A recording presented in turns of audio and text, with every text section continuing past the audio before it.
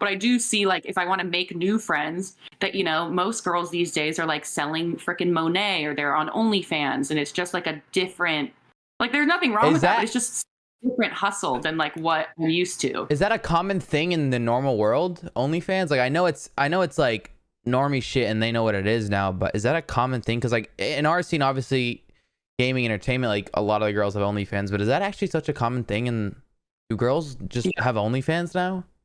I think it's like there's like two types of girls. There's the girl that found, like, you know, a decent career at like a desk job, but is still making, you know, like pretty low level, but they're like married. Or you have the girls that were like bartenders, and like I was a bartender too, but I like had internships and stuff. These bartenders now, they like are going to sell like Monet or like products on Instagram, and then they have OnlyFans. So there's just like two different like boxes of girls that I found, and it's like both have my thing. For people that don't know what Monet is, it's like an MLM. It's like fucking, it's like Herbalife and shit like that. So yeah, and I think you're absolutely right. Monet? That's what it's called? Yes. Oh, my brother. My brother was the one called Modare. I don't know if you heard that. I don't know.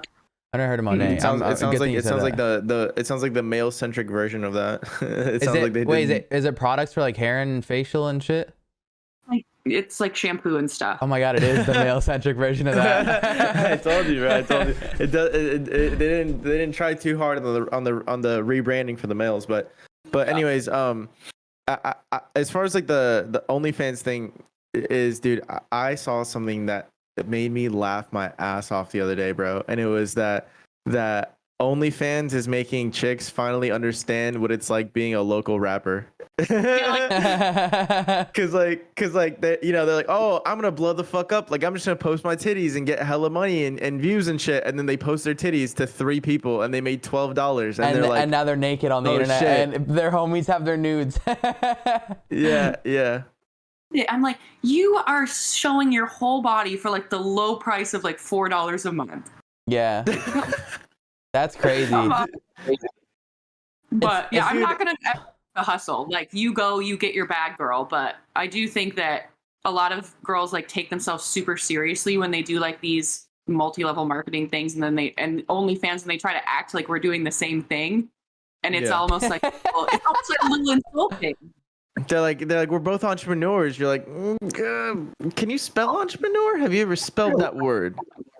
Yeah, and I mean, I totally support all those girls, but I think that, you know, we all got to know like where we stand. You know, I always hated that word, entrepreneur. Yeah. Because it's not what it used to mean. Yeah.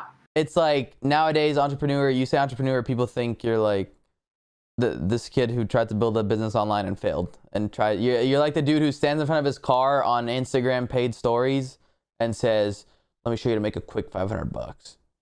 You know, and he's like flaunting cash. I'm on the dating apps, and if somebody says like self-employed or entrepreneur, it's like a red flag, which is fucking awful. I'm so judgy, but no, look, if you're an entrepreneur, if you're a successful entrepreneur, you don't describe yourself as an entrepreneur. You have like specific things that you've done or are associated with currently.